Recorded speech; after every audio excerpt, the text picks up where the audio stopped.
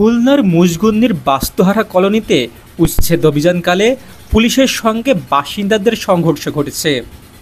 রোববার সকালে সংঘর্ষে পুলিশ ও বাসিন্দাদের মধ্যে অন্তত ৩০ জন আহত হয়েছে বলে জানা গিয়েছে। বিস্তারিত দেখুন ভিডিও চিত্রে। এই জায়গায় ৪৫ বছর থাকি, কিন্তু আমাদের এই বসবাসের জায়গাটা তারা আমাদের না জানাইয়ে বিক্রি করে দিতেছে। কালকে মাগরিবের সময় আমাদের উচ্ছেদ অভিযান চলবে, সেই বার্তা দিতেছে। একটা মানুষের নিম্নতায় তো ৭ দিন বা ১৫ দিন সময় দিতে হয়। এই দেশে যদি ১০,০০০ রোহিঙ্গা থাকতে পারে, আমি এই দেশের নাগরিক হইয়া কেন আমি থাকতে পারবো না? আমার তো একটা জায়গা দেবে, আমরা এই জায়গায় ভোটার। আমাদের কোনো জায়গা না দিয়ে আমরা এইটা উচ্ছেদ অভিযান, আমরা এটা আমাদের রক্তের বিনিময়ে আমরা এটা ঠেকাবো ইনশাআল্লাহ। অধিকার পাই আমাদের আমি বাংলাদেশি, আমার একটা মৌলিক অধিকার আছে। আমার আমি এইখানে ভোটার, বাংলাদেশের ভোটার, অধিকারটা দেওয়া হোক।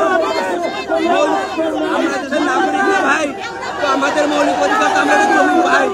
সরকার থেকে, সরকার তো অনেক জমি আছে ভাই, আমাদের জায়গা নাই ভাই। আল্লাহ কসম ভাই, আমাদের কোথাও জায়গা নাই। আমরা থাকবো কই ভাই? বলেন রোহিঙ্গাদের জন্য কত সুন্দর করে সাজাইয়া জায়গা জমি দিচ্ছে, কিন্তু আমাদের কি সরকার তো দেয়নি। তাহলে মাইরে গেল ভাই, আমার নাই, মরতে তো হবে একদিন।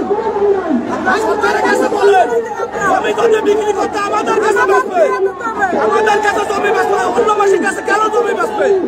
আমরা এই জায়গায় বসবাস করি ৫০ বছর ধরে, থাকতে চাই না, আমরা অন্য ভাবে থাকতে চাই না। তাদের কাছে জমি বিক্রি করে জমি বেচে, হাউজিং বেচছে বড় লোকের কাছে, বড় লোকেদেরকে জমি বেচছে।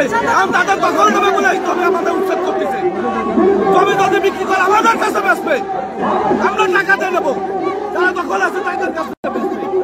আমরা কি রোহিঙ্গা? আমাদের টাকা জায়গা নাই। আমার বয়স ২৬ চলে, আমরা প্রায় ৪২ বছর ধরে আমার দাদা দাদি এখানে বসবাস করে, তারও বেশি হইতে পারে, আমার মানে এতটুকু মনে আছে। তো আমাদের কোথাও ভাই জায়গা জমি নাই। ৪৭টা বছর মতো দাদাদের এইখানে থাকে। হাউজিং এত বছর কোথায় ছিল? এত বছর তো তাদের খোঁজখবর ছিল না।